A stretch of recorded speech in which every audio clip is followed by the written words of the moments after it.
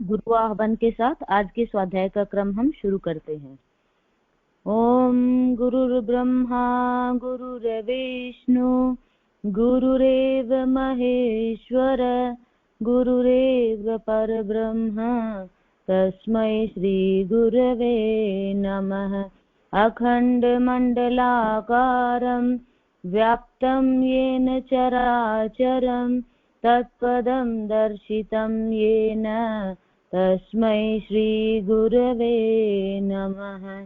तस्मै श्री गुरवे नमः। हम जो पहले बुक पढ़ रहे थे माँ शारदा के बारे में, माँ की मधुर स्मृतियां, उसी में ही आगे के और संस्मरण है, तो हम वो ही शुरू करते हैं। पुण्य स्मृतियां चंद्रमोहन दत्त। हम लोग पूर्वी बंगाल के निवासी हैं। वर्तमान बांग्लादेश के ढाका जिले के विक्रमपुर महकमे के गाऊपाड़ा गांव में हमारा निवास था। गांव के लगभग सभी परिवार शिक्षित वैद्य जाति के थे। केवल हम ही लोग कायस्थ दत्त परिवार के थे। हमारा संयुक्त परिवार था और अन्य समृद्ध परिवारों की भांति ही हमारा मकान भी आम और कटहल के बगीचे, तालाब तथा कई एकड़ भूमि से घिरा हुआ था। बंगाल के विभाजन के काफी पूर्व ही वह सब पद्माभ नदी के गर्भ में समा गया।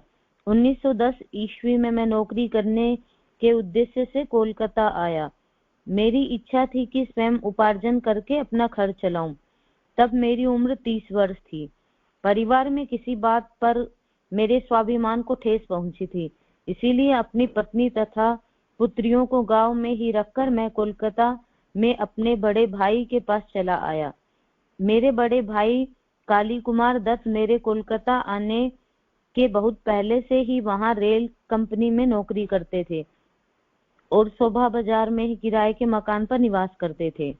बड़े भाई के पास आने के थोड़े दिनों के अंदर ही मुझे एक भोजनालय में हिसाब लिखने की नौकरी मिल गई। वहां वेतन या खाने पहनने को भी पर्याप्त नहीं मिलता था। कई महीने तक घर का खाकर दूसरों की भैंस चराने की नौकरी करने के बाद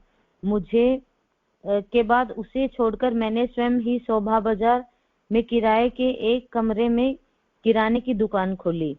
बिक्री कुछ खास नहीं होती थी।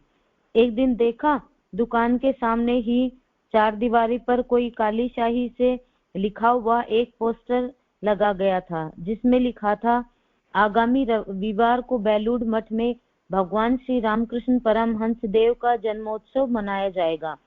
आप लोग बड़ी संख्या में आकर योगदान करें। इसके पूर्व कभी मैंने श्री रामकृष्ण का नाम नहीं सुना था। सोचा ये अवश्य ही कोई महापुरुष होंगे, नहीं तो इस प्रकार लिखकर क्यों सूचना दी जाती। कोलकाता के उत्सव के विषय में मेरी कोई धारणा नहीं थी, इसीलिए उत्सव देखने की बड़ी इच्छा हुई। जाने की इच्छा से मैंने बगल की दुकान के वृद्ध सज्जन से पूछा, महाशय ये परमहंस देव कौन है? कल रविवार को बेलूड़ मठ में उनका उत्सव मनाया जाएगा। इस बारे में यदि आपको कुछ जानकारी हो तो कृपया मुझे बताइए। वृद्ध सज्जन ने थोड़ी देर मुझे देखने के बाद कहा, लगता है आपका बहुत आग्रह है। महापुरुषों के विषय में श्रद्धा भक्ति रखना बहुत अच्छा है। हाँ, मैं पिछले वर्ष बेलूड़ मठ गया था। क्या बताऊं जी, खिचड़ी, पूरी, बूंदी तथा हलवे का प्रसाद जो जितना चाहे खा सकता है। मैंने पूछा, बेलूड़ कहाँ है, कैसे जाया जाता है? वे सज्जन बोले, अहिरी टोला घाट से सुबह 7 बजे बेलूड़ के लिए स्टीमर मिलता है, आप उसमें चढ़कर चले जाइए, कोई असुविधा नहीं होगी। मुझे कोलकाता आए ज्यादा दिन नहीं हुए थे और वहां के रास्ते को मैं उतनी अच्छी तरह से नहीं पहचानता था। अतः 2 परिचित लड़कों से बोला, कल बेलूड़ मठ में श्री रामकृष्ण परमहंस देव का उत्सव होगा। उत्सव में प्रसाद की अच्छी व्यवस्था है, मेरे साथ चलोगे? वे दोनों राजी हो गए। परमहंस देव के प्रसाद से भी अधिक मैं परमहंस देव का दर्शन करने को व्याकुल हो उठा। घर वापस न लौटकर 5 पैसे का मुरमुरा बतासा खाकर दुकान के बाहर ही बरामदे में सो गया। परमहंस देव के उत्सव में जाऊंगा, इसी आनंद और उत्तेजना में नींद नहीं आई। किसी प्रकार भी मैं अपने दिमाग से रामकृष्ण नामक परमहंस को हटा नहीं पा रहा था। मेरा दिमाग भंवर की भांति निरंतर चक्कर खा रहा था। तब सोचा कि जब परमहंस देव दिमाग से जा नहीं रहे तो उन्हीं का चिंतन करके क्यों न रात बिताई जाए। उन्हीं के बारे में सोचते सोचते मुझे नींद आ गई। स्वप्न में देखा मैं एक विशाल मैदान में पहुंच गया। वहां बहुत से लोग एकत्रित हैं। तरह तरह के प्रकाशों वाली फुलझड़ियां हैं। लोगों की भीड़ मुझे धक्का देकर हटा दे रही है।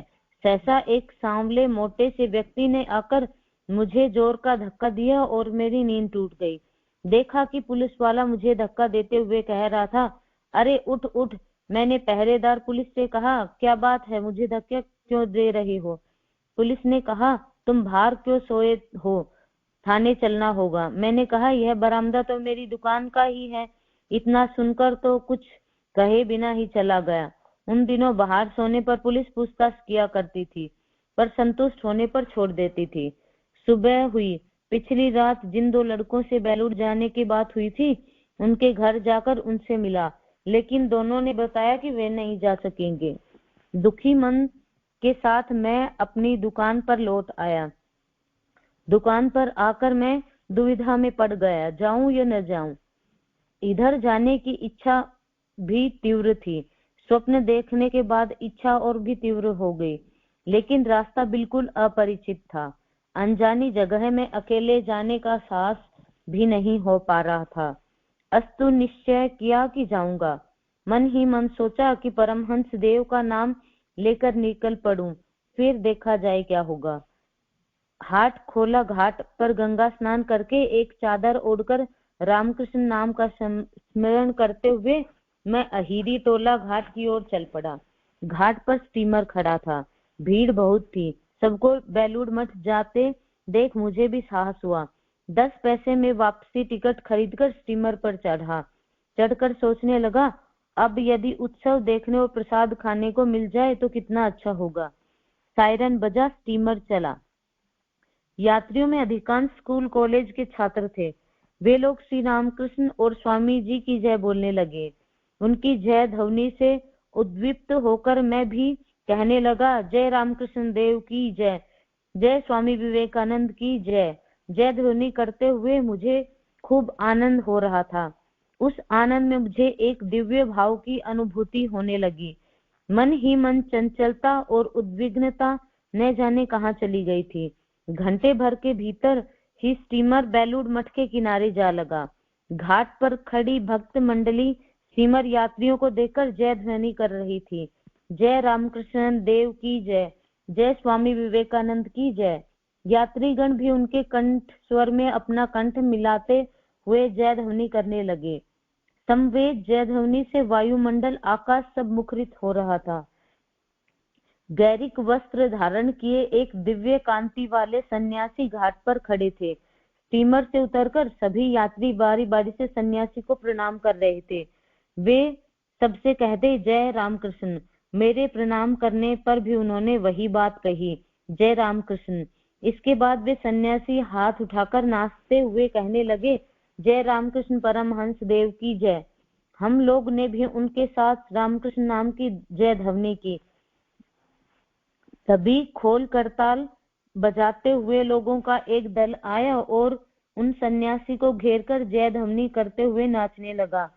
मैं इन दिव्य कांति ज्योतिर्मय सन्यासी की ओर देखता रहा और मेरा मन भक्ति से पूर्ण हो उठा। एक व्यक्ति से पूछने पर पता चला कि ये स्वामी प्रेमानंद है, भगवान श्री रामकृष्ण देव के शिष्य और स्वामी विवेकानंद के गुरु भाई। स्वामी प्रेमानंद के प्रेम पूर्ण हाव भाव से मेरे मन का प्रेम भी जाग उठा। मैंने मन ही मन कहा, स्वामी प्रेमानंद, आपका प्रेमानंद नाम सार्थक है। आप मुक्त हस्त से सबको प्रेम बांट रहे हैं। इस प्रेम समुद्र के तरंग में मेरा मन भी गोते खा रहा है। आपके प्रेम समुद्र में अवगाहन करके आज मैं पवित्र हो गया, धन्य हो गया। मैं मंदिर में भगवान श्री रामकृष्ण देव के दर्शन करने चला। रास्ते के एक किनारे एक व्यक्ति फूल और बतासे बेच रहा था। मैंने भी 1 पैसे का फूल और बतासा खरीद लिया। मंदिर में उन चीजों को ठाकुर को निवेदित करके मैंने उन्हें प्रणाम किया। मंदिर से बाहर निकलकर घूम घूम कर मैं देखने लगा कि कहाँ क्या हो रहा है। दिन के 11 बज गए। पिछली रात मैंने 5 पैसे के मुरमुरे बतासे खाकर पानी पिया था। उसके बाद से अभी तक कुछ नहीं खाया था। इतनी देर तक आनंद में रहने के कारण भूख का ख्याल ही नहीं रहा था, लेकिन अब जोरों की भूख लग गई थी। पिछली रात वृद्ध सज्जन ने कहा था कि बेलूड़ मठ में प्रसाद मिलेगा। उसी प्रसाद की खोजबीन करते करते मैंने देखा एक जगह एक युवक सकोरों में प्रसाद बांट रहा था। वहां जाने पर उन्होंने मुझे भी एक सकोरा प्रसाद दिया। उसमें थोड़ी सी खिचड़ी, 2 पूरियां और हलवा था। इस थोड़े से प्रसाद से मेरी भूख नहीं मिटी। मैं ठहरा पूर्वी बंगाल का आदमी। इधर के लोगों की तुलना में मैं थोड़ा अधिक खाता हूँ और कल रात से मेरे पेट में कुछ नहीं गया था। अतः एक सकोरा प्रसाद मेरे लिए तो ऊंट के मुंह में जीरा साबित हुआ। इसीलिए मैंने एक सकोरा और लिया, लेकिन इससे भी मेरा कुछ नहीं हुआ। जब मैं तीसरी बार सकोरा लेने गया तो एक सन्यासी बोले, महाशय आप कैसे आदमी हैं, 2 बार प्रसाद लेने के बाद फिर आए हैं। प्रसाद केवल आप अकेले के लिए नहीं, बाकी लोगों के लिए भी है। सन्यासी की बात से मैं लज्जित हो गया, अपमान बोध हुआ और पिछली रात के वृद्ध सज्जन पर बड़ा क्रोध भी आया। उन्होंने ही कहा था कि यथेच्छा प्रसाद मिलेगा और इसीलिए तो मैं बार बार प्रसाद ले रहा था। यदि वे वृद्ध सज्जन ऐसी बात नहीं कहते तो सुबह मैं घर से खाकर ही निकलता और तब एक सकोरा प्रसाद ही मेरे लिए काफी होता। सन्यासी के मुख से ऐसी बात नहीं सुननी पड़ती और मैं उनका कोप भाजन भी नहीं बनता। मंदिर में जाकर ठाकुर को प्रणाम करके मैंने कहा, ठाकुर आपकी आशा लेकर तुम्हारे पास आया था, लेकिन अपूर्ण आशा के साथ वापस जा रहा हूँ। ठाकुर को इतनी उलाहना देने के बाद मैं गंगा तट से पानी पीकर स्टीमर की ओर बढ़ा। रास्ते में देखा कुछ लोग एक खजूर के वृक्ष के नीचे एक टोकरी में खिचड़ी, सब्जी, चटनी आदि खा रहे थे। वहां जाने पर उन लोगों ने मुझे भी शाल पत्र के एक दोने में खिचड़ी, चटनी आदि दी। मैंने खूब तृप्ति के साथ खाया।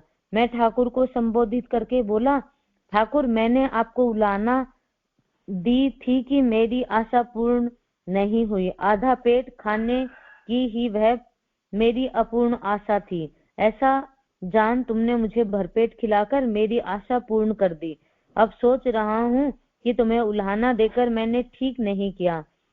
तुम हमें कितना कुछ दे रहे हो, ऐसा न विचार कर स्वार्थी की तरह मैंने कह दिया कि अपूर्ण आशा लेकर वापस जा रहा हूँ। मैं अधम हूँ, मैं अकृतज्ञ हूँ, मुझे क्षमा करो ठाकुर। इतनी बात कहकर मैंने ठाकुर को निमित्त हाथ जोड़कर उन्हें प्रणाम किया। शाम को 5 बजे स्टीमर छूटेगा। अब भी लगभग 2 घंटे का समय बचा था। एक पेड़ के नीचे चादर बिछाकर मैं सो गया। ठीक समय पर मैं स्टीमर पर चढ़ गया, लेकिन अपना मन में छोड़ आया बेलूड़ मठ के रामकृष्ण वृक्ष की छाया तले। मेरी दुकान नहीं चली, उसे समेटना पड़ा। 5-6 दिनों बाद एक दिन सुबह उठकर हाथ मुंह धोकर बैठा बैठा सोच रहा था कि अब जीवन निर्वाह कैसे होगा। बड़े भाई ने कहा, चंद्र तुमसे व्यापार आदि नहीं होगा, नौकरी ढूंढने की चेष्टा करो।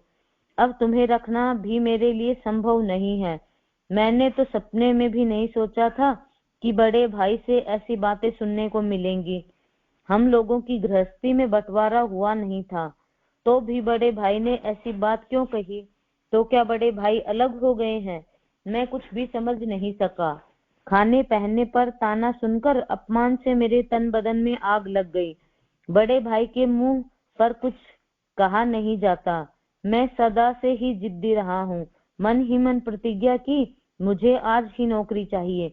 यदि नौकरी नहीं मिली तो कोलकाता छोड़कर पश्चिम की ओर चला जाऊंगा। भाई का अन्न जल अब ग्रहण नहीं करूंगा।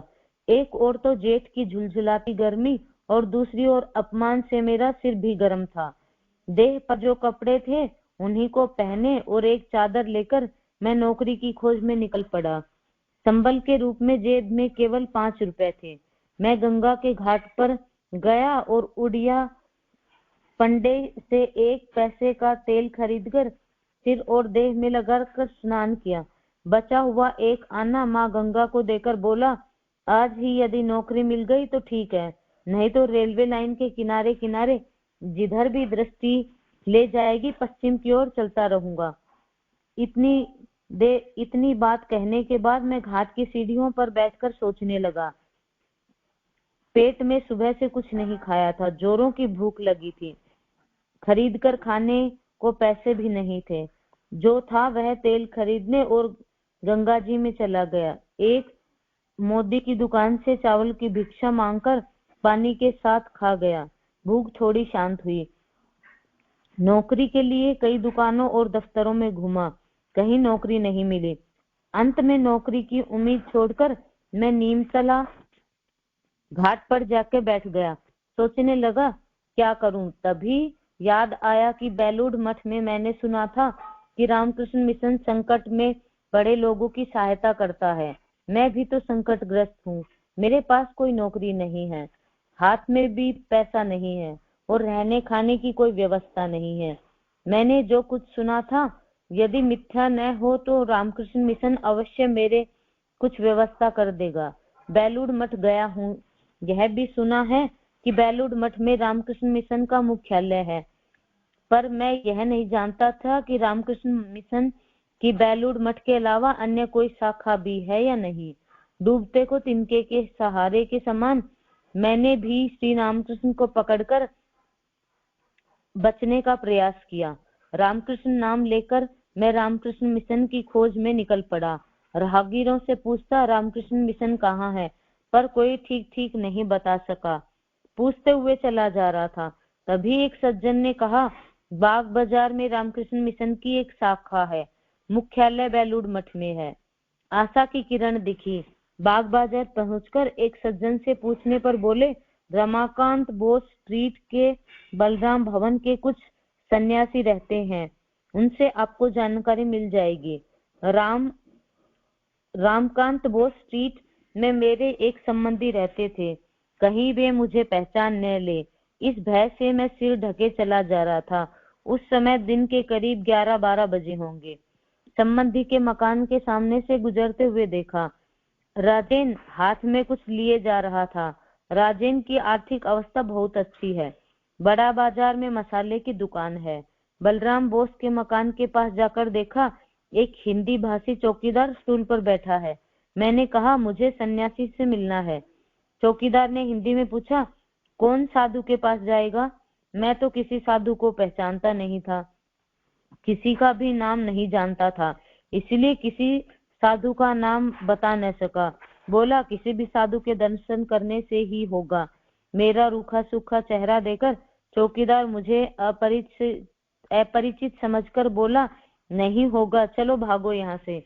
मैं तो वैसे ही बड़े बड़े खंभों वाले मकान को देखकर डरता था और ऊपर से हाथ में लाठी लिए हिंदी भाषी चौकीदार की कर्कश आवाज सुनकर लगा कि अब और आगे बढ़ना बुद्धिमता नहीं होगी। मेरी हालत देखकर एक सज्जन जो शायद उसी मोहल्ले के थे बोले, आप 1 नंबर मुखर्जी लेन चले जाइए, वहां रामकृष्ण मिशन की शाखा उद्बोधन कार्यालय है। उन सज्जन के कथनानुसार थोड़ी देर चलने के बाद मुझे एक मकान दिखा। मकान 2 मंजिला था। द्वार पर लिखा था उद्बोधन कार्यालय। दरवाजे के दोनों ओर लाल सीमेंट का बरामदा था।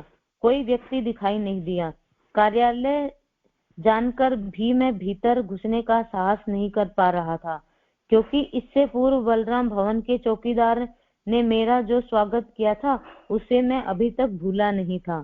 तभी से जो छाती धड़क रही थी वह अभी तक थमी नहीं थी। मैं बरामदे में बैठा था कि शायद कोई दिखाई दे जाए। एक व्यक्ति को आते देखकर मैंने पूछा, यह रामकृष्ण मिशन का कार्यालय है क्या? मोहन बोला, हाँ, यह रामकृष्ण मिशन है। यहाँ माँ और सन्यासी लोग हैं। आपको क्या चाहिए? व्यक्ति अत्यंत विनयशील था। यह उस चौकीदार जैसा नहीं था। यह देखकर मैंने साहस करके पूछा, जो यहाँ सबसे बड़े हैं, क्या मैं उनसे मिल सकता हूँ? मुझे प्रतीक्षा करने को कहकर मोहन अंदर चला गया। कुछ देर बाद आकर मुझसे बोला, चलिए, माँ ने आपको लिवा आने को कहा है। सुनकर मैं तो अवाक रह गया। सोचने लगा, सुना था कि यहाँ सन्यासी रहते हैं, अब सुन रहा हूँ कि महिला भी रहती है। मैं समझ नहीं पा रहा था कि रहस्य क्या है। छाती की धुकधुकी फिर बढ़ गई। जो भी हो, मोहन के साथ माँ के पास गया। प्रथम दर्शन में ही माँ मुझे अत्यंत अपनी लगी। दोनों नेत्र परम शांत थे, मानो करुणा बरस रही हो। मैंने माँ को प्रणाम किया। माँ ने मेरे सिर पर हाथ फेरा, पूछने लगी, मेरा नाम क्या है, घर कहाँ है, घर में कौन कौन है। उनकी बातों में इतना अपनत्व था कि मुझे मंत्रमुग्ध करके उन्होंने यह सब कुछ जान लिया। सुबह से जो भी किया था वह सब मैंने उन्हें बता दिया। सोचा था कि बड़े भाई की बात नहीं बताऊंगा, क्योंकि घर की बात तो बाहर बताई नहीं जाती। लेकिन इन कुछ ही क्षणों में माँ तो पराई लग ही नहीं रही थी, बल्कि अपनी माँ से भी अधिक अपनी प्रतीत हो रही थी। अतः बड़े भाई की बात बताने में मुझे जरा भी संकोच नहीं हुआ। सब कुछ सुनकर माँ स्नेह पूर्वक मेरी ओर देखकर बोली, क्या तुम सब तरह के काम कर सकते हो? मान मर्यादा तो आड़े नहीं आएगी? मैं बोला, मैं तो माँ का काम करूंगा, इसमें मान मर्यादा का सवाल ही कहाँ है। तब माँ ने कहा, यहाँ कई सन्यासी लड़के और हम महिलाएं रहती हैं। बाजार करने के लिए एक आदमी की जरूरत है, लेकिन नियुक्ति मेरा लड़का शरद करेगा। तुम मोहन के साथ शरद के पास जाओ। माँ के निर्देशानुसार मोहन मुझे एक स्थूलकाय सांवले वर्ण के गंभीर सन्यासी के पास ले जाकर बोला, महाराज, माँ ने इन सज्जन को आपके पास भेजा है और कहा है कि यदि आप उचित समझे तो बाजार करने के लिए इन्हें रख सकते हैं। महाराज ने हंसकर कहा, मैं तो क्या नियुक्त करूंगा, नियुक्ति पत्र तो यह ले ही आया है। महाराज ने मेरी ओर देखकर पूछा, क्यों जी लड़के, तुम क्या चाहते हो? इतने विशाल शरीर और इस प्रकार के गंभीर मनुष्य से मेरी गंभीर आवाज की मैंने आशा की थी, वैसा नहीं था। वह तो स्त्रियों जैसा गला था। मैं महाराज की बात का उत्तर नहीं दे सका। उत्तर क्या देता, मैं तो विश्वास ही नहीं कर पा रहा था कि मेरी नौकरी लग गई है।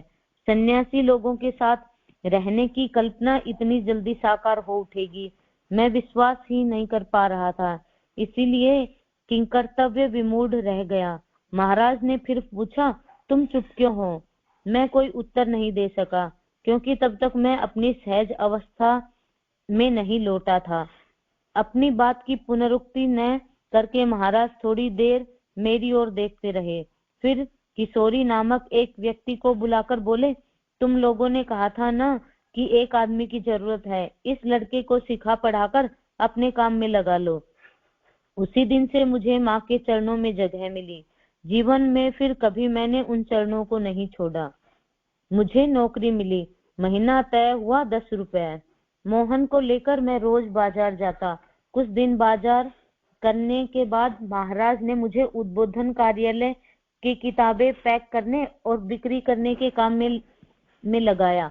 बंगाल में उन दिनों कई स्थानों पर श्री रामकृष्ण के आश्रमों की स्थापना हुई थी। उन मिशनों का या आश्रमों में ठाकुर स्वामी जी का उत्सव होने पर मैं उद्बोधन कार्यालय की किताबें लेकर बिक्री करने जाता। किताबें पांचू ढोकर ले जाता। पांचू जब नहीं आ पाता तब मैं अपने ही कंधों पर किताबों का पैकेट ले जाता। कुली या रिक्शा नहीं करता। वैसे दूर जाना हो तो कुछ अन्य व्यवस्था करनी पड़ती, लेकिन व्यर्थ में ही मठ का पैसा खर्च नहीं करना। जितना भी बचता वह तो मठ के ही काम आने वाला था। इसी बीच करुणामयी माँ ने मुझे महामंत्र प्रदान किया। अब उद्बोधन मेरे लिए न केवल कर्म क्षेत्र अपितु गुरुगृह भी हो गया था। गुरुगृह की नाली तक साफ करना मुझे पुण्य कर्म लगता, इसीलिए कंधे पर किताबों का पैकेट ढोकर ले जाते समय लगता मानो मैं माँ के श्रीचरण ही कंधे पर ले जा रहा हूँ। बाद में माँ ने जप करने के लिए अपने हाथ से शोधन करके मुझे एक रुद्राक्ष की माला भी दी। उसी माला पर मैं नित्य जप करता हूँ। मैं माँ के कई छोटे मोटे काम भी करता। मैं कभी भी माँ के पास जा सकता था। उनके पास जाने में मुझे किसी प्रकार का संकोच नहीं लगता था। माँ भी मेरे साथ निसंकोच बातें करती थी। माँ का मुझ पर बड़ा स्नेह था। जरूरत होने पर माँ जब भी मुझे कुछ कहती, उसका पालन करने में मुझे बड़ा आनंद होता। मैं स्वयं तो कृतार्थ महसूस करता, माँ मुझे स्नेह से चंदू कहकर संबोधित करती। एक दिन माँ बोली, चंदू जानते हो क्यों मैं तुम्हें काम लेती हूँ, मैं तुमसे काम लेती हूँ। जब मैं नहीं रहूंगी तब ये ही सब बातें याद करके तुम्हें शांति मिलेगी। एक दिन बातों ही बातों में उन्होंने कहा, मेरी संतानों का दोबारा जन्म नहीं होगा, तुम्हारा भी फिर से जन्म नहीं होगा, यही तुम्हारा अंतिम जन्म है। यह सुनकर मैं कुछ न कह सका। कृतज्ञता जताने को भी मेरे पास शब्द नहीं थे। केवल नेत्रों से आंसू झरते रहे। नीचे उतरते समय मैंने देखा सीढ़ी के नीचे शरत महाराज खड़े हैं। हम लोगों की दृष्टि मिली। उनके नेत्रों में कौतुक की हंसी थी। महाराज बोले, क्यों रे, 16 आने काम हो गया। जिनकी कृपा पाने के लिए ब्रह्मा विष्णु और महेश दिन रात कितनी तपस्या करते हैं, तूने उनका 2-1 काम करके ही उद्देश्य सिद्ध कर लिया। जा, अब चिंता क्या है, अब नाच नाच कर आनंद मना। मैं क्या कहता, आनंद के आह्लाद से मैं तब भी मूक था। केवल नेत्रों से अश्रु बहे जा रहे थे। जेठ का महीना था। ऐसी गर्मी पड़ रही थी कि आम कटहल तक पक जाएं। एक दिन में कुर्ता उतारे किताबें पैक कर रहा था। मेरे कंधे पर घाव हो गया था। सूचना आई, माँ बुला रही है। मैं वैसे ही बिना कुर्ते के ही माँ के पास गया। कुछ कहने के लिए माँ ने ज्यों ही चेहरा ऊपर उठाया, मेरे कंधे का घाव देखकर उन्होंने पूछा, चंदू तेरे कंधे पर घाव कैसे हुआ? मैं बोला, किताबों के पैकेट कभी कभी कंधे पर रखकर ले जाता हूँ, लगता है उसी से रगड़ खाकर घाव हो गया है, 2-1 दिन में ही सूख जाएगा। माँ ने पूछा, पांचू कहाँ है? मैं बोला, पांचू कई दिन से नहीं आ रहा है। सुनकर वे बोली, कोई दूसरी व्यवस्था क्यों नहीं की? आश्रम का पैसा बचाने की बात बताने पर वे बोली, पांचू जिस दिन आए उस दिन कोई अन्य व्यवस्था कर लेना, जिस दिन नए आए उस दिन कोई अन्य व्यवस्था कर लेना। इतना कहकर उन्होंने एक छोटी सी कटोरी में थोड़ा सरसों का तेल लिया और मंत्र पढ़कर मुझे देते हुए बोली, इस तेल को कुछ दिन घाव की जगह पर लगा लेना, ठीक हो जाएगा। कुछ दिन तक वह तेल लगाने के बाद घाव बिल्कुल सूख गया और दोबारा नहीं हुआ। माँ के आदेश पर मैंने रमाकांत बसु स्ट्रीट की 2nd लेन में एक मकान किराए पर लिया और गांव से अपनी पत्नी और बेटी इंदु और अमूल्य को ले आया। पर मकान मालिक भले स्वभाव का न था। वह प्राय ही कभी स्वयं और कभी नौकरों से मेरे बच्चों को खेलने की चीजें तुड़वा देता। भाई बहन का खेलना लगभग बंद हो चुका था। वे उदास घूमा करते। फिर तो ऐसा हुआ कि वे मकान मालिक को देखते ही भय से कमरे में घुस जाते। एक दिन माँ से मकान मालिक के व्यवहार की बात बताने पर वे बड़े दुख के साथ कहने लगी, आहा, बच्चों का खेलना बंद करते हुए उसके मन में जरा भी दुख नहीं हुआ। तत्पश्चात वे शरत महाराज को बुलाकर बोली, शरत, मकान मालिक ने चंदू के बच्चों का खेलना बंद कर दिया है।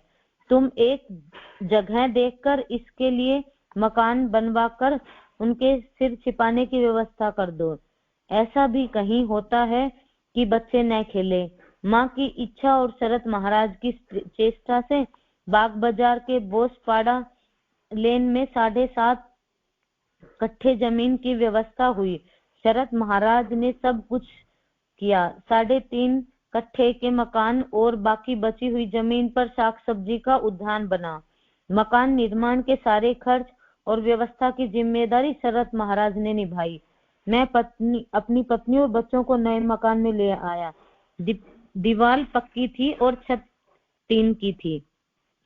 दीदी प्रणाम दीदी। ये एक्चुअली काफी बड़ा है तो अभी टाइम हो गया, तो आप बताएंगे तो मैं कंटिन्यू करती हूँ, नहीं तो फिर नेक्स्ट उसमें पढ़ लेंगे।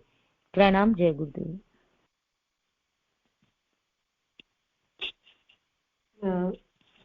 प्रणाम दीदी। ये ज्यादा लंबा होगा तो कोई बात नहीं, आप नेक्स्ट उसमें पढ़ लीजिएगा। आगे मैं डॉक्टर कमलेश जोशी आंटी, आपको मैं अनम्यूट कर रही हूँ, आप अपना रीडिंग का कर सकती हैं।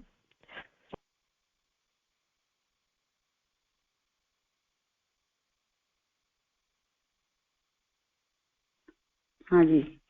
ओम गुरु सत्ता को प्रणाम, सभी को प्रणाम। आवाज आ रही क्या? आ रही आंटी? आ रही है, थैंक यू। अच्छा, और ज्ञानू गोपाल जी भी सबको राधे राधे कह रहे हैं, और इलू उलू बहुत सारा भेज दिए हैं एफ की। वो कह रहे हैं एक तो मार्गशीर्ष मास है और श्री कृष्ण जी का मास चल रहा है, तो गोविंद गोपाल और गोवल्लभ के देश में गुरुदेव ने आज हमें स्पेशल टॉपिक दिया है। अखंड ज्योति में से भी मुझे वही दिया, और ये युग निर्माण योजना में से। उसमें अभी हम लोग, क्योंकि अखंड ज्योति का बहुत बड़ा है, अर्थव्यवस्था का आधार है गोधन, और ये युग निर्माण योजना में थोड़ा छोटा है, उसको हम अभी पढ़ लेंगे, समय कम है। तो गोपालन है युग धर्म। अब देखिए, युग धर्म शब्द दिया है। अभी हमने कार्तिक मास में श्रीमद् भागवतम पढ़ा था, उसमें धर्म की कितनी व्याख्या की गई थी। इस समय का हमारे युग धर्म ये भी है, समय दान भी युग धर्म है, ये गौ पालन और जो भी हमारी भारतीय संस्कृति, सनातन संस्कृति की सेवा के लिए जो भी कुछ हम कर सकते हैं वो सब धर्म है। तो इसको हम शुरू करते हैं। तो इसमें लिखा है वृक्षों में, ये गोपाष्टमी अभी अक्टूबर में हुई थी, तो अक्टूबर की ये युग निर्माण योजना है। तो कह रहे हैं गुरुदेव कि वृक्षों में पीपल, पौधों में तुलसी अपनी दिव्य विशेषताओं के लिए विख्यात हैं। मनुष्यों में जो सम्मान साधु ब्राह्मण को उनकी सात्विकता विशिष्टता के कारण प्राप्त है, वही पशु वर्ग में गाय को दिया गया है। वैसे पशु लिखा है लेकिन पशु मानते नहीं है हम लोग। अध्यात्म शक्ति संपन्न उदार चेता महान आत्माओं की निकटता जिस प्रकार उपयोगी फल प्रदान करती है, उसी प्रकार गौ माता के संपर्क से आत्म परिष्कार में सहायता मिलती है। इसीलिए जितने बड़े बड़े आश्रम वगैरह होते हैं, मठ होते हैं, कोशिश वहां पर गौशाला होती है ज्यादातर, और अभी भी कोशिश करते हैं। हमारे शक्तिपीठों पर भी इसी कोशिश में लगे कि कहीं भी गाय रखने की थोड़ी प्रबंध हो जाए, वैसे तो अधिकतर होती है। इसी विशेषज्ञता एवं आर्थिक उपयोगिता को देखते हुए गाय को प्राचीन काल में पूजनीय दैवी सत्ता माना गया है। दैवी सत्ता देखिए, देवताओं की श्रेणी में आती हैं ये। गावो विश्वस्त मातरा, मतलब गाय विश्व की माता है, और उनकी पूजा, रक्षा तथा संवर्धन को महत्व प्रदान किया गया है। तो ये हमारा युग धर्म है। अब आगे लिख रहे हैं गुरुदेव, महाभारतकार ने गो स्तुति करते हुए लिखा है, गायें सर्वश्रेष्ठ, पवित्र, पूजनीय और संसार भर में उत्तम है। इनके घी, दूध, दही और गव्य के बिना संसार में यज्ञ संपन्न नहीं होते। तो यज्ञ, अगर हम जो प्राचीन काल में यज्ञ होते थे, अगर उनको सही ढंग से करना चाहते हैं तो हमें, और ये सब जो इतनी गाय की बात हो रही है, सब हमारी भारतीय देसी गाय की बात हो रही है, क्योंकि ये जर्सी, होलिस्टीन और ये सब कोई गाय नहीं है, ये पशु हैं। तो जहां भी जो संदर्भ आता है भारतीय देसी गाय के, हमारे गौ माता के संदर्भ में उसको सोचा जाए। गाय में सदैव लक्ष्मी निवास करती है, वह जहाँ रहती है वहां पाप निवास नहीं करते। यह प्राणी मात्र को सुख संपदा से विभूषित करती रहती है। कृषि क्षेत्र अभी भी गोवंश पर आधारित है। अच्छा, आगे लिख रहे हैं गुरुदेव, विश्व में गाय की महत्ता वस्तुतः उसके दुग्ध रूप अमृत के उत्पादन के कारण है। उसके दूध में जो भी अमृतोपम गुण है, अमृतोपम अमृत के समान गुण है, मतलब उनका वैज्ञानिक विश्लेषण तो आपसे कुछ समय पूर्व ही किया हुआ, एनालाइज की कितनी प्रोटीन है, कितना फैट है, और क्या क्या मिनरल्स हैं, ये सब बताया गया। किंतु वैदिक युग तथा महाभारत काल में गाय और गोवंश की महत्ता और विशेषताओं का समुचित ज्ञान था। इसके लिए ऋग्वेद में स्थान स्थान पर गोवंश की रक्षा और गोदुग्ध की विशेषताओं का वर्णन मिलता है। देखिए, वेदों में इनका सब वर्णन है। इनके दूध, घृत, गोबर और मूत्र का उपयोग औषधियों तथा यज्ञों के विधि विधान में भी बताया गया है। और सबसे इंपॉर्टेंट बात अभी आ रही, उच्च स्तरीय आध्यात्मिक साधना काल में अगर आप आध्यात्मिक साधना में ऊपर ऊपर चढ़ना, आगे जाना चाहते हैं, सात्विकता की अभिवृद्धि के लिए कई प्रकार से गो सानिध्य के लिए कहा गया है। बहुत सारे लोग गौशाला में भी वो करते हैं साधनाएं, और ये विधान होता था। गाय के सानिध्य में रह के उच्च स्तरीय आध्यात्मिक उन्नति होती है, क्योंकि उनके वाइब्रेशंस ऐसे होते हैं कि वो आपको बहुत ही सात्विकता से भर देते हैं, सतोगुण की वृद्धि करते हैं। गाय की महिमा महत्ता से समूचा भारतीय धर्मशास्त्र ओतप्रोत है। अच्छा, अब आगे गुरुदेव बताते हैं, स्वस्थ गाय के दूध के सर्वोत्तम होने की बात संसार भर में एक मत से स्वीकार की जाती है। महर्षि सुश्रुत, जो हमारे एंशियन मेडिकल के होते हैं सुश्रुत, गाय का दूध पवित्र, शक्ति, प्राण, जो प्राण चाहिए ना हमें, ये 10 तरह के प्राण बताए गए हैं, 5 लघु प्राण, 5 महाप्राण, तथा ओज संवर्धक। ओज जो गुरुदेव बताते हैं तेजस, ओजस, वर्चस। जो ओज है, ओज मीन्स के उसको हम आजकल के हिसाब से इम्यूनिटी भी ले सकते हैं। ओज संवर्धक है, इसमें रोग निवारण की अद्भुत शक्ति है। चरक संहिता के अनुसार भी है मधुर, मीठा तो होता ही, मृदु, रसायन। रसायन का अर्थ ये होता है कि जो थोड़ा एजिंग को थोड़ा सा डिले करता है, मतलब ये बड़े उम्र के लोगों के लिए, मतलब शुरू से अगर यूज करेंगे तो एजिंग को डिले करेगा। ये हमारी जो वृद्धावस्था आती है उसको, मतलब नस नाड़ियों को, इम्यूनिटी को बूस्ट करता है और धातुओं को पुष्ट करता है। और खासकर शुक्र धातु पर इसका बहुत अच्छा होता है। शुक्र में जो लास्ट में जो धातु बनती है, जो भी हम भोजन करते हैं उसके बाद में जो 7 धातुएं बनती है, लास्ट वाली शुक्र है, उसके बाद ओज बनता है, ओज और पराओज। तो गुरु थोड़ा भारी होता है पचाने में, तो वो अपना अपना डाइजेशन देख के, अपना कैसा आपका वो सब देख के थोड़ा उसी हिसाब से यूज करना चाहिए। मंद, प्रसन्न आदि 10 गुणों वाला है। ये कोई बीच में आ गया, आ रही है आवाज? बीच में कुछ आ गया था, ये डिस्टर्बेंस। अच्छा, तो इसे सर्वांग पूर्ण आहार माना गया है। गोपालन एवं संरक्षण आज का युग धर्म है। तो देव कह रहे हैं कि जहां जितना हो सके, आप गोपालन नहीं भी कर सकते तो संरक्षण हम ये कर सकते हैं कि जहां पर भी गोपालन किया जा रहा है वहां पर हम उनको किसी तरह से उनकी हेल्प करें, कि जो भी तरह से शक्तिपीठों पे अगर बन रही है गौशाला तो वहां पर उनको सहयोग दें। इस तरह की बहुत सारी चीजें। अनेक रोगों से बचना है तो गोपालन करना ही होगा। अब ये तो ये हो गया, थोड़ा सा हम इसमें से भी पढ़ लेते हैं, अभी है टाइम तो। और उनकी सूर्यवंश के प्रतापी राजा दिलीप गोभक्त थे, गौ के भक्त थे। उन्हें अपनी असीम निष्ठा और गोभक्ति के प्रसाद स्वरूप रघु के रूप में संतति प्राप्त हुई। रामचंद्र जी का वंश है, भगवान श्री राम का।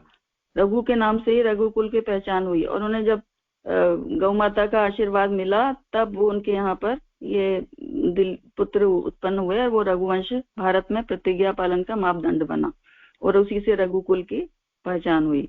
रघुकुल रीति सदा चल आई, प्राण जानो और वचन न जाए, सब देखे। अच्छा, फिर अब गुरुदेव आगे थोड़े हम इम्पोर्टेंट चीजें पढ़ ले रहे हैं इसमें से। गोपालन के आर्थिक पक्ष के अलावा इसका आध्यात्मिक पक्ष भी क्रांति का संदेश वाहक है। आध्यात्मिक पक्ष की तरह हमें बहुत ध्यान देना होगा, बाकी चीजों में पता है कितना प्रोटीन है और ये फायदे हैं वो सब, पर इसके जो सूक्ष्म जो है वाइब्रेशन और आध्यात्मिक पक्ष बहुत ही इंपॉर्टेंट है, वो सबको नहीं पता होता। गोपालन को राम और कृष्ण ने ही नहीं अपनाया, वरन ईसा मसीह, भगवान महावीर, गौतम बुद्ध, गुरु नानक और गोविंद सिंह ने भी गोपालन को संरक्षण दिया। अब आज गोपालन का आर्थिक पक्ष भी विज्ञान और प्रौद्योगिकी कसौटी पर कसा जा रहा है, क्योंकि आर्थिक पक्ष बहुत इंपॉर्टेंट है। हमारे यहाँ पर तो कृषि और गोपालन पर आधारित वो होती थी, इसीलिए सोने की चिड़िया होता था, लेकिन वो सबको धीरे धीरे षड्यंत्र के तहत इन सब चीजों को खत्म कर दिया गया। तो इसलिए हमें फिर से जो है ये सबको हमें रिवाइव करना बहुत जरूरी है। और दूसरा गुरुदेव इसमें एक आगे थोड़ा सा और पढ़ ले रहे हैं। अब ये बड़ी इंपॉर्टेंट बात है कि आप मान्यता है कि भारतीय दर्शन में गोमाता पूजनीय है और यह बात प्रमाणित हो चुकी है कि गोमाता सबका विकल्प है। मृत्यु के क्षणों में गंगा जल जहाँ सुलभ नहीं, वहाँ गौमूत्र से ही मुक्ति की आशा की जाती है। माँ का आंचल छिन जाने पर दूध भोजन का काम करता है। गोमाता में ईश्वर का निवास है, इसलिए वह गायत्री का भी स्वरूप है। आज भारत की कृषि अर्थव्यवस्था का शरण गोमाता की उपेक्षा का दुष्परिणाम है। चलिए अभी इतना ही पढ़ लेते हैं। अब इस पर हम कुछ और इम्पोर्टेंट बातें करेंगे, क्योंकि हमारी सनातन संस्कृति के 4 मुख्य स्तंभ हैं, गायत्री, गीता, गौ और गंगा। तो हमें हमारा ये परम कर्तव्य है कि हम भारतीय सनातन संस्कृति की सेवा, प्रचार प्रसार में मैक्सिमम सहयोग करें और ये इस समय का हमारा धर्म है। युग निर्माण योजना में भी पहला सूत्र गुरुदेव ने ये आस्तिकता संवर्धन, आस्तिकता ईश्वर देवता गुरुओं और इन सब के लिए, गौ माता के लिए। अच्छा, और दूसरा ये गुरुदेव ने कितनी सारी पुस्तकें ली, जयती जय गौ माता। अपनी यूनिवर्सिटी में इतना सारा प्रोग्राम चल रहा है, वहां पर एक गौशाला है, अभी कभी आप गए होंगे तो विजिट किया होगा, वहां बहुत सारे गाय के प्रोडक्ट बनाए जा रहे हैं, काफी रिसर्च चल रही है, तो ये सब का भी ध्यान रखना है। और गावा सदा सुख प्रदा करके एक छोटी सी पुस्तक है जिसको हम लोग काफी बांटते हैं और ज्यादा से ज्यादा बांटना चाहिए। और दूसरा अभी एक दो इम्पोर्टेंट चीजें ये अभी आ रही हैं, ये जो मुझे इंफॉर्मेशन देनी थी कि इस पर काफी सारा एक रिसर्च वर्क चल रहा है, जो पंचगव्य चिकित्सा, गांव के जो प्रोडक्ट हैं, गोमूत्र, गोबर, दूध, दही, घी, इससे पंचगव्य जो बनता है, और उस पर रिसर्च के बाद ये पता चला है। और एक डॉक्टर डीपी रमेशा भी हम लोग बेंगलुरु में, गुरुदेव ने हमें इन सब कामों के लिए भेजा हुआ है यहाँ पे कि आप लोग सब वो रिसर्च वर्क में क्या चल रहा है उसको देखो, क्योंकि हमें वैज्ञानिक अध्यात्मवाद को पूरा सामने लाना है दुनिया के। तो वो बता रहे हैं कि उन्होंने 20 साल तक जितने केसेस हमने स्टडी किए, उनके सारे पहले की रिपोर्ट्स और बात की, तो 20 साल में कैंसर के असाध्य रोगी, जो सारे हॉस्पिटल वाले जिनको कहते हैं ना जवाब दे दिया था, जो इलाज नहीं करा सकते थे वो भी, और वो सारे लोगों को फर्स्ट स्टेज से लेके 4th स्टेज तक के कैंसर को ठीक किया गया है। तो हम ये है कि कोई अच्छी इन्फॉर्मेशन मुझे मिलती है, सोचते हैं सबको हमें शेयर करनी चाहिए, किसी का भी कुछ कहीं जरूरतमंद का भला हो जाए। तो ये सब, और इटली गवर्नमेंट ने, उन्होंने विदेशों में उनकी बहुत ज्यादा अभी मांग हो रही है, उनको इनवाइट किया कि आप आके हमारे यहाँ पर, हम आपका सारा खर्चा उठाएंगे, कितने करोड़ जो भी लगेंगे, आप हमारे यहाँ पर रिसर्च सेंटर बनाइए और यहाँ पर आप हमारे लोगों का ट्रीटमेंट करिए इससे, पंचगव्य चिकित्सा से। और इधर नॉर्थ इंडिया में भी काफी गौशाला में ये सब प्रोजेक्ट चल रहा है, पर इनका प्रूव हो चुका है। इन्होंने एक पुस्तक लिखी है, आंसर फॉर कैंसर। तो ये है कि पहले तो उसके अंदर के सत्व गुण की वृद्धि की जाए, इम्यूनिटी का बूस्ट किया जाए काउ प्रोडक्ट के संग में, फिर उसके बाद में जो है इस तरह से बीमारी को ठीक किया जाए। और दूसरी एक बड़ी इम्पोर्टेंट इंफॉर्मेशन ये है कि ज्ञानू गोपाल जी कहते हैं आपने लड्डू गोपाल घर में रख लिया और मुझे पैकेट का दूध पिलाते रहते हो, कौन कौन सा ये सब। तो एक इम्पोर्टेंट बात जानने की है कि जब से ये थोड़ा गाय के प्रोडक्ट्स पर वो आया है कि ये बहुत फायदेमंद है, A2 प्रोटीन है और ये है इम्यूनिटी बूस्टर है, तो तब से बहुत सारे गाय वाले बन गए और वो पैकेटों पर गाय का दूध लिखा रहता है। तो हमें सावधानी रखनी है और लोगों को भी बताना है कि वो ये हमारी भारतीय देसी गाय का दूध नहीं होता, ज्यादातर उसमें मिला हुआ होता है। और जो A2 मिल्क है, लोगों ने अभी गौशाला बनाई है, उनको जो है वो A2 मिल्क करके प्रमोट कर रहे हैं। और विदेशों में तो ये A2 मिल्क करके बहुत ही ज्यादा वहां पर एक अलग वो होता है उनका डिपार्टमेंट, जहाँ पर A2 प्रोडक्ट्स होते हैं हमारे भारतीय देसी गाय के, और हमारे लोगों को पता ही नहीं है। तो वो कोई भी गाय का दूध समझ के, गाय का घी और ये करके, तो इस पर हमें जब भी यूज करना है तो ये सावधानी रखनी है।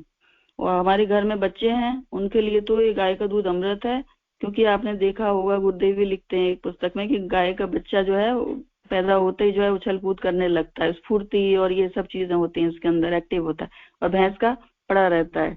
तो ये सब चीजें मतलब बुद्धि के लिए बहुत अच्छा है, बच्चों की ग्रोथ के लिए बहुत अच्छा है। अब किसी को कोई लैक्टोज इंटॉलरेंस वगैरह कोई एक आध दो को होती है, कभी कभी दूध नहीं सूट करता, तो उसके लिए फिर उसका विकल्प है कि उसमें कुछ डाल के इलायची वगैरह वो दिया जाए, नहीं तो दही वगैरह बना के, छाछ बना के और घी के लिए प्रमोट किया जाए।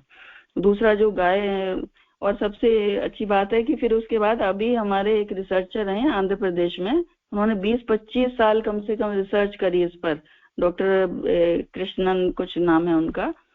तो उन्हें पता चला कि प्राचीन समय में लोग कहते थे कि गाय तो घर में ही रहती है हमारे, तो उन्होंने कहा कौन सी रहती होगी, क्योंकि सभी सीढ़ियां होती थी उसके बाद घर बनते थे, तो कैसे जाती होगी। रिसर्च के पता चला कि छोटी साइज की बहुत छोटी गाय, शायद आप लोगों को पता भी हो, अभी तो वो बहुत पॉपुलर सी हो रही हैं, तो वो 8 इंच से लेकर तक के 2-3 फीट तक की छोटी गाय उन्होंने पूरी ढूंढ दी है और उनको बना रहे हैं, मतलब बहुत सारी गौशाला बना दी हैं और फार्म तरह के बन गए।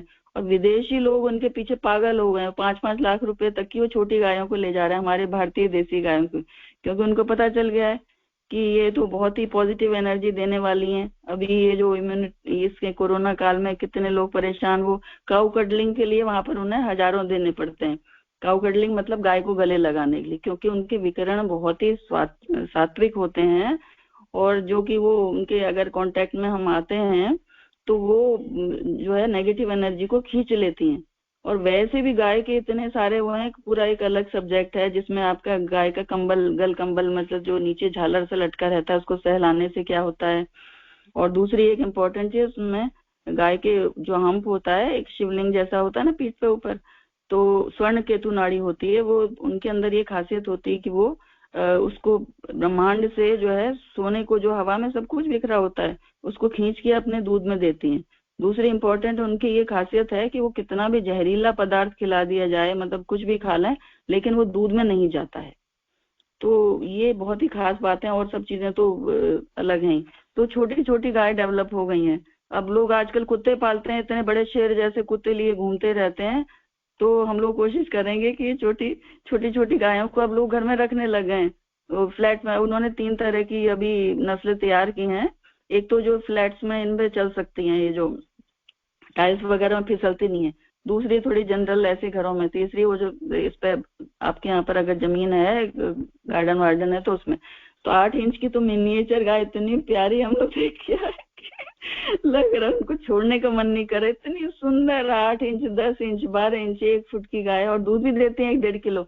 और उनके गोबर और गोमूत्र में खासियत ये पाई गई कि वो बहुत अच्छा जो है एंटीबायोटिक की तरह भी काम कर रहा है, आप खाद भी बना लो।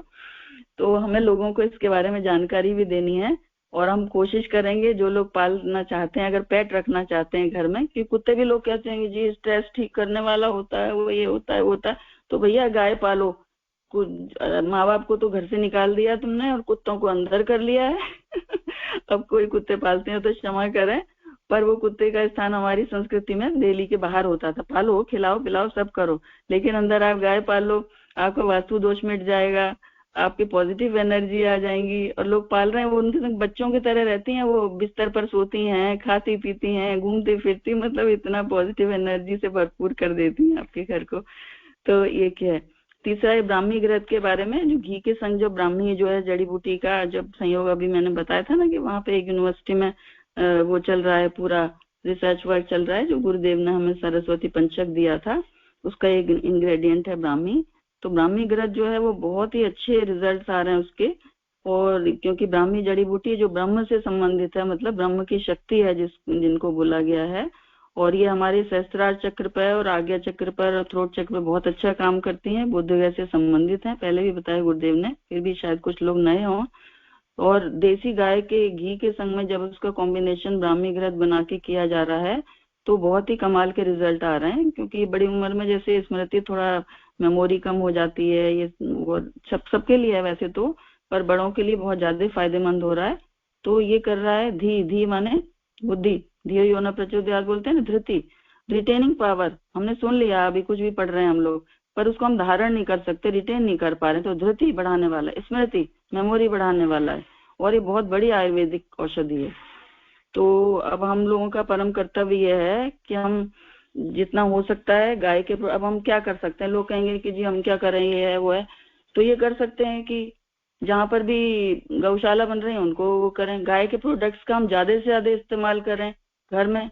आप गाय का गोबर, और वो कई लोगों ने रिसर्च करी भी है ना, वो सब नेगेटिव एनर्जी खींचता है, ये इलेक्ट्रोमैग्नेटिक रेडिएशन जो मोबाइल से इन सबसे निकलते हैं, उन सबको भी वो न्यूट्रलाइज करता है।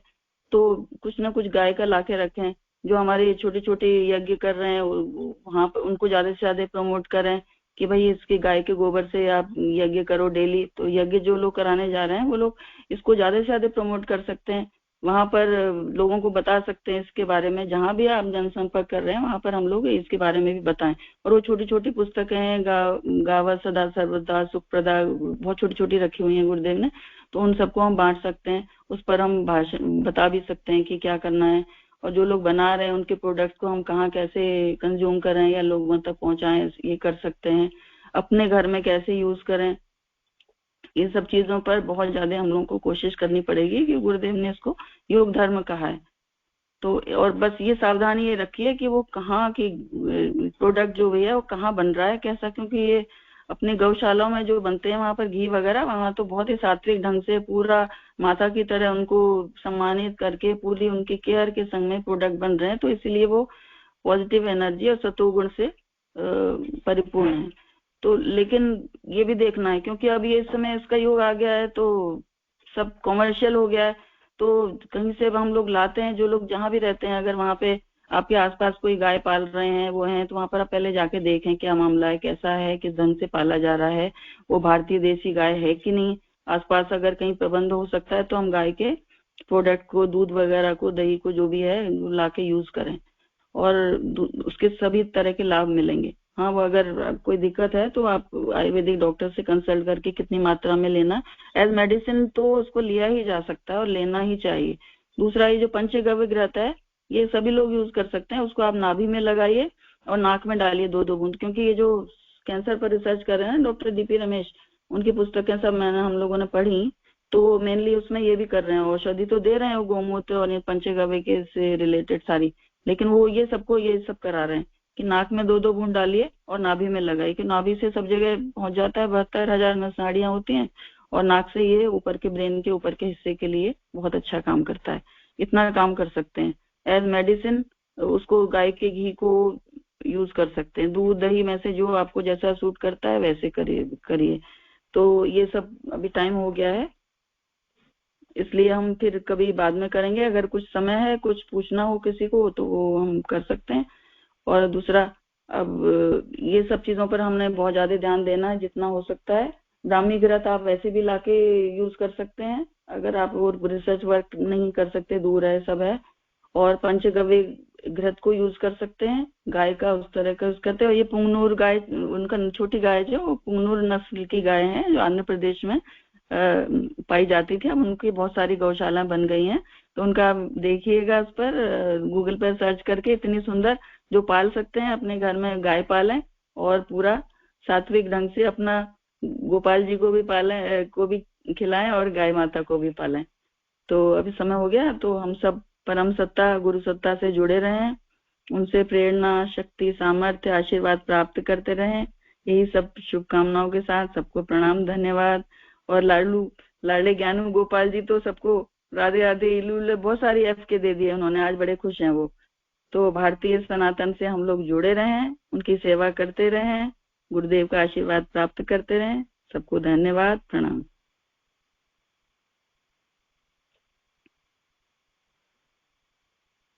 बहुत बहुत धन्यवाद आंटी, आपने बहुत अच्छी इंफॉर्मेशन शेयर करी। मैं अभी सभी को अनम्यूट कर रही हूँ, अगर किसी का कोई क्वेश्चन या कोई भी कुछ पूछना चाहे तो पूछ सकते हैं।